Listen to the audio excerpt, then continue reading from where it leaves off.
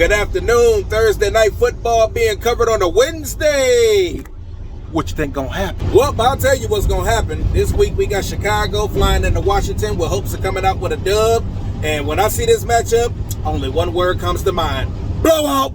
That's what's gonna happen. I mean, who really thinks Chicago gonna win this game? Chicago fans, players, and coaches don't even think they're gonna win this game. I'm a Buckeye fan, so anytime I see Buckeye on Buckeye crime, it's borderline gut-wrenching, but that doesn't make the inevitable outcome any less inevitable. If you're an NFL quarterback and you look at the opposing D-line and see a healthy Chase Young, then look back at your O-line and realize them boys couldn't protect the feather from a gust of wind, you already know what kind of day you in for. It's still early in the season, and the Commanders ain't looking too bad right now. They 2-2, and they only 2 losses was against the charged up Bills team, who since went on to go destroy everybody since they lost to the Jets week 1, and they just had an overtime thriller against the Eagles this past weekend, which is a rivalry game, and them boys slugged it out to the end. Say what you want to about Sam Howell and his 4 picks against Buffalo, but if he learns to actually utilize his second and third option instead of homing in on the number 1 option or the person who's supposed to get the ball, I think he'd be all right. I feel bad for Justin Fields because it's clear as day that there's some type of external factor that's causing him to play the way he's playing. Bro came out in the press conference and said it's too much information that he's being fed, and it's causing him to do things that he normally wouldn't do, and he needs to get back to playing his style of football. Seems like the Bears got the pieces, but the puzzle still ain't forming yet. Trading away Roquan Smith and essentially crippling your defense while picking up a solid 1 and 2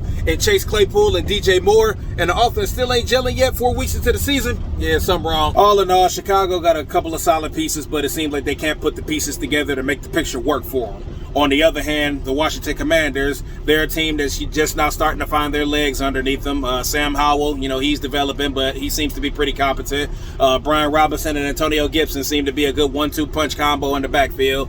Chase Young, he speaks for himself on defense. And on top of that, if something happens to Sam Howell, they got Jacoby Brissett as a backup QB, and who played extremely well for my Browns last year during the whole Deshaun Watson situation. So I'm calling this game 28-3, Washington. We'll see what happens. See you tomorrow.